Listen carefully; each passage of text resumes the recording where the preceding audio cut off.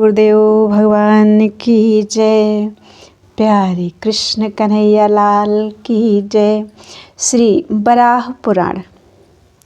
आज है 41वां अध्याय, वराह द्वादशी व्रत। दुर्वासा जी कहते हैं, व्याध तुम एक महान भक्तशील धार्मिक पुरुष हो। जिस प्रकार मार्गशीर्ष में भगवान नारायण ने मत्स्य का रूप तथा पौष मास में कच्छप का रूप धारण किया था, वैसे ही माघ मास के शुक्ल पक्ष में द्वादशी के दिन पृथ्वी का उद्धार करने के लिए वे प्रभु वराह के रूप से प्रकट हुए हैं। अतः इस तिथि के अवसर पर भी पहले कही हुई विधि के अनुसार संकल्प एवं स्थापन आदि करके विद्वान पुरुष उनकी पूजा करें। उन अविनाशी प्रभु की चंदन, धूप एवं नैवेद्य आदि से अर्चना होनी चाहिए। पूजन के उपरांत उनके सामने जल से भरा एक कलश रखें। फिर ओम वराहाय नमः से दोनों पैरों की, ओम माधवाय नमः से कटी की, ओम क्षेत्रज्ञाय नमः से उदर की, ओम विश्वरूपाय नमः से हृदय की, ओम सर्वज्ञाय नमः से कंठ की, ओम प्रजानाम पतये नमः से सिर की, ओम प्रद्युम्नाय नमः से दोनों भुजाओं की, ओम दिव्यास्त्राय नमः से चक्र की तथा ओम अमृतोद्भवाय नमः से शंख की अर्चना करनी चाहिए। इस प्रकार पूजा कर विवेकी पुरुष वराह भगवान की प्रतिमा को कलश पर स्थापित करें। अपने वैभव के अनुसार सोने, चांदी अथवा तांबे का पात्र निर्माण कराकर उस पर प्रतिमा स्थापित करें। यदि शक्ति हो तो चतुर पुरुष भगवान वराह की स्वर्णमयी ऐसी प्रतिमा बनवाए जिसमें उन प्रभु के दाढ़ पर पर्वत, वन और वृक्षों के सहित पृथ्वी विराज रही हो। फिर इस प्रकार भावना करनी चाहिए, जो भगवती लक्ष्मी के प्राणपति हैं, जिन्होंने मधु नामक दैत्य को मारा है, अखिल बीज जिनमें सुरक्षित रहते हैं तथा जो रत्नों के भाजन हैं, वे ही परम प्रभु साकार होने के विचार से वराह रूप धारण कर यहाँ स्थित हैं। फिर उन्हें कलश पर विराजमान कर दे। मुने, वह कलश 2 सफ़ेद वस्त्रों से आच्छादित होना चाहिए। उस पर तांबे का एक पात्र रहना आवश्यक है। मूर्ति स्थापित कर चंदन, फूल और नैवेद्य प्रभृति अनेक पवित्र उपचारों से अर्चना करें और फूलों के द्वारा मंडल बना लें। रात में स्वयं जगे और दूसरों को जगने की प्रेरणा करें। पंडित पुरुष का कर्तव्य है इस शुभ समय में भगवान श्री हरि वराह रूप से अवतरित हुए हैं, इस विचार से दूसरे के द्वारा भी पूजा एवं पद्य गान कराए। इस प्रकार पूजा समाप्त कर प्रातःकाल सूर्य के उदय हो जाने पर शौचादि से निवृत्त हो स्नान करें। तत्पश्चात भगवान की पुनः पूजा करके वह प्रतिमा ब्राह्मण को अर्पण कर दे। ग्रहीता ब्राह्मण वेद एवं वेदांग का विद्वान, साधु स्वभाव वाला बुद्धिमान, भगवान विष्णु का भक्त, शांत चित्त वाला, श्रोत्रिय तथा परिवार वाला होना चाहिए। इस प्रकार वराह रूपी भगवान की प्रतिमा कलश के सहित दान करने का जो फल प्राप्त होता है वह तुम्हें बताता हूँ, सुनो। इस जन्म में तो उसे सुंदर भाग्य, लक्ष्मी, कांति और संतोष की प्राप्ति होती है, और यदि दरिद्र हो तो वह शीघ्र ही धनवान हो जाता है। संतानहीन को पुत्र की प्राप्ति हो जाती है, दरिद्रता तुरंत भाग जाती है, बिना बुलाए स्वयं लक्ष्मी घर में आ जाती है। वह पुरुष इस श्लोक में सौभाग्य संपन्न तो रहता ही है, अब उसके परलोक की बात भी कहता हूँ, सुनो। इस संबंध में यहाँ एक पुरानी ऐतिहासिक घटना का उल्लेख मिलता है। पहले प्रतिष्ठानपुर अर्थात पैठण में वीर धनबा नाम से प्रसिद्ध एक राजा हो चुके हैं। एक समय की बात है, शत्रुओं को तपाने वाला वह राजा शिकार खेलने के अभिप्राय से वन में गया। उसी वन में शंबर्त ऋषि का आश्रम भी था। राजा ने मृगों को मारने के साथ ही अनजाने मृग का रूप बनाए हुए 50 ब्राह्मण पुत्रों का भी वध कर दिया। वे सभी परस्पर भाई थे तथा वेद के अध्ययन में उन ब्राह्मणों की बड़ी तत्परता थी, किंतु उस समय वे मृग का श्वंग बनाए हुए थे। सत्यतपा ने पूछा, ब्राह्मण, वे ब्राह्मण मृग का रूप धारण करके वन में क्यों रहते थे? इस विषय में मुझे बड़ा आश्चर्य हो रहा है। मैं आपके शरणागत हूँ, मुझ पर प्रसन्न होकर इसका कारण बताने की कृपा करें। दुर्वासा जी कहते हैं, महाराज, किसी समय की बात है, वे सभी ब्राह्मण वन में गए। वहाँ उन्होंने हिरण के 5 बच्चों को देखा। वे अभी अभी पैदा हुए थे। वे बच्चे अभी अभी पैदा हुए थे। उन बच्चों की माता वहाँ नहीं थी। उन्होंने एक एक बच्चे को हाथ में ले लिया और गुफा में चले गए। वहीं उन बच्चों की चेतना समाप्त हो गई। तब उन सभी ब्राह्मणों के मन में महान दुख हुआ, अतः वे अपने पिता शंबर्त के पास चले आए। वहां जाकर उन लोगों ने मृग हिंसा संबंधी यह सच्ची घटना कहना आरंभ कर दी।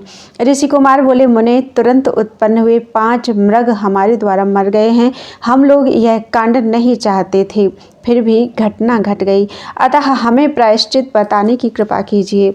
संवर्त ऋषि ने कहा, प्रिय पुत्रों, मेरे पिता में हिंसा की वृत्ति थी और उनसे बढ़कर मैं हिंसा से प्रेम रखता था।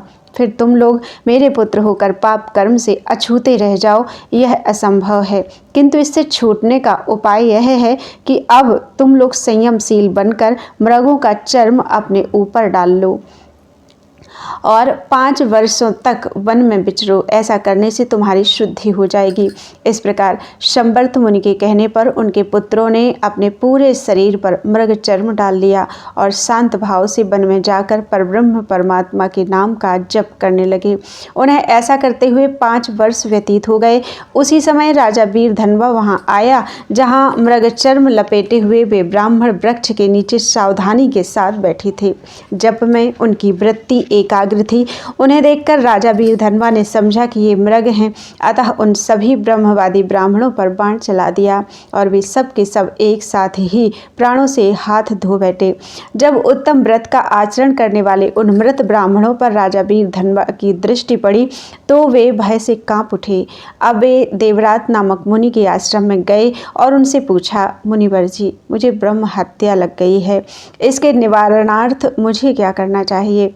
उस समय वीरधनवा ने आदि से अंत तक की सभी बातें मुनि से बता दी और वे फिर अत्यंत शोक से व्याकुल होकर जोर जोर से रोने लगे। यूं उन्हें रोते देखकर ऋषि ने कहा, राजन, डरो मत, मैं तुम्हारा पाप दूर कर दूंगा।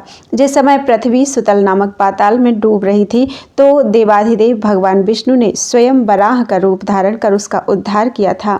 राजेंद्र, वैसे ही ब्रह्म हत्या के पाप में डूबते हुए तुम्हारा भी वे प्रभु उद्धार कर दें। इस प्रकार देवरात ऋषि के कहने पर राजा वीरधनवा शांत एवं प्रसन्न हो गए और उन्होंने मुनि से पूछा, महानुभाव, किस प्रकार भगवान श्रीहरि मुझ पर प्रसन्न हो सकते हैं जिससे मेरे सब पातक नष्ट होंगे? दुर्वासा जी बोले, मुनिवर, जब इस प्रकार वीरधनवा ने देवरात ऋषि से पूछा तो उन्होंने इस राजा को यह व्रत बतला दिया और नरेश ने इस व्रत का अनुष्ठान किया। इसके प्रभाव से राजा वीरधनवा ब्रह्म हत्या के पाप से मुक्त होकर अपार भोगों को भोगने के पश्चात सुवर्ण के सुंदर विमान पर चढ़कर स्वर्ग चला गया। वहाँ इंद्र उठकर उसके स्वागत के लिए अर्घ लिए हुए आगे बढ़े। इंद्र को आते देखकर भगवान श्री हरि के पार्षदों ने उनसे कहा, देवराज, आप इधर न देखें, कारण आपकी तपस्या इनसे न्यून है। इसी प्रकार एक एक करके सभी लोकपाल आए और तपहीन होने के कारण भगवान विष्णु के सेवकों ने उनमें से किसी को भी स्वागत का अवसर नहीं दिया, क्योंकि राजा वीरधनवा के तेज प्रताप के सामने वे फीके पड़ रहे थे। महामुनि, इस प्रकार वह राजा सत्यलोक तक पहुंच गया। वहां पहुंचने पर जन्म मरण की श्रृंखला समाप्त हो जाती है। वह सत्यलोक ना तो अग्नि से भस्म होता है, ना जल में लीन ही होता है। आज भी महाराज वीरधनवा देवताओं द्वारा प्रशंसित होते हुए वहीं विराजमान है। यज्ञ स्वरूप धारण करने वाले भगवान श्रीहरि के प्रसन्न हो जाने पर कौन सा ऐसा आश्चर्यकारी कर्म है जो संपन्न ना हो सके? उनके प्रसन्न होने पर इस जन्म में भी आयु, आरोग्य और सौभाग्य सुलभ हो सकते हैं। इस एक एक द्वादशी व्रत में ऐसी शक्ति है कि विधि के साथ उनका आचरण करने से मानव उत्तम सौभाग्य पाने का अधिकारी हो जाता है। फिर जो सभी व्रतों को संपन्न करे उसके लिए तो कहना ही क्या है। उसे तो भगवान नारायण स्वयं अपना स्थान देने को तत्पर हो जाते हैं। भगवान नारायण की एक से एक श्रेष्ठ 4 मूर्तियां हैं, इसमें कोई संशय की बात नहीं है। जैसे उनका जलसाई नारायण रूप है, वैसे ही उन प्रभु ने मत्स्य का रूप धारण कर वेदों का उद्धार किया। फिर उसी प्रकार कूर्म रूप से क्षीर सागर को मंदराचल के सहारे मथने की योजना बनाई। मंदराचल को पीठ पर धारण किया था, यह उनकी दूसरी मूर्ति है। पुनः पृथ्वी रसातल में चली गई थी, वैसे ही उसे ऊपर लाने के लिए उन परम प्रभु ने वराह का रूप धारण किया था। यह उन भगवान नारायण की तीसरी मूर्ति है। चौथी सम्मूर्ति भगवान नरसिंह की है, जो आगे कही जाएगी। बोलो वृंदावन बिहारी लाल की जय। नरसिंह द्वादशी व्रत, अध्याय 42। दुर्वासा जी कहते हैं, मुनिवर, पहले कहे हुए व्रत की भांति फाल्गुन मास के शुक्ल पक्ष में नरसिंह द्वादशी व्रत होता है। विद्वान पुरुष उस दिन उपवास करके विधि के साथ भगवान श्री हरि की आराधना करे।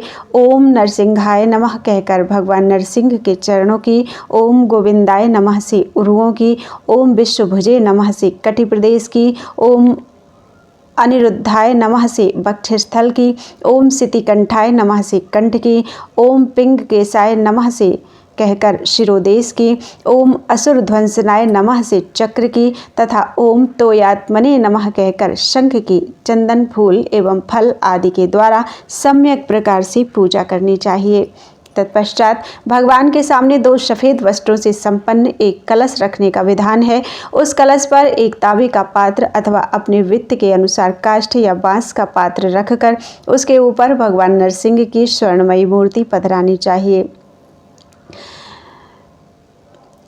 घड़े में रत्न डालकर द्वादशी के दिन पूजा करने के उपरांत भगवान की वह प्रतिमा वेद के विशेषज्ञ ब्राह्मण को अर्पण कर दें। महामुनि, इस प्रकार का व्रत करने पर एक राजा को जो फल मिला था उसे मैं कहता हूँ, सुनो। किम पुरुष वर्ष में भारत नाम से विख्यात एक धार्मिक राजा रहते थे। उन्हें एक पुत्र हुआ जिसका नाम वत्स था। किसी युद्ध में शत्रुओं से हार कर वह केवल अपनी स्त्री के साथ पैदल ही वशिष्ठ जी के आश्रम पर गया और वहीं रहने लगा। इस प्रकार वहाँ उसके आश्रम पर रहते कुछ दिन बीत गए। एक दिन मुनि ने उससे पूछा, राजन, तुम किस प्रयोजन से इस महान आश्रम में निवास कर रहे हो? राजा वत्स ने कहा, भगवान, शत्रुओं ने मुझे परास्त कर मेरा राज्य तथा खजाना छीन लिया है, अतः असहाय होकर मैं आपकी शरण में आया हूँ। आप अपने उपदेश प्रदान द्वारा मेरे चित्त को शांत करने की कृपा कीजिए। दुर्वासा जी कहते हैं, मुने, राजा वत्स के इस प्रकार कहने पर वशिष्ठ जी ने उसे विधि पूर्वक इस द्वादशी को ही करने का उपदेश दिया तथा उस राजा ने भी सब कुछ वैसा ही किया। व्रत पूर्ण होने पर भगवान नरसिंह उस राजा पर प्रसन्न हुए और उन परम प्रभु ने उस राजा को एक ऐसा चक्र दिया जो सम्रांगण में शत्रुओं का संहार कर सके। उस अस्त्र के प्रभाव से महाराज वत्स ने शत्रुओं को परास्त कर अपना राज्य फिर जीत लिया। राज्य पर आसीन होकर उस नरेश ने 1000 अश्वमेध यज्ञ किए और अंत में वह धर्मात्मा राजा भगवान विष्णु के परम धाम को प्राप्त हुआ। मुने, पापों का नाश करने वाली यह नरसिंह द्वादशी धन्य है। तुम्हारे पूछने पर मैंने इसका वर्णन कर दिया। अब तुम इसे सुनकर अपनी इच्छा के अनुसार जैसा चाहो करो। बोलो वृंदावन बिहारी लाल की जय। त्वदीयं वस्तु गोविंद तुभ्यमेव समर्पयेत् तेन त्वद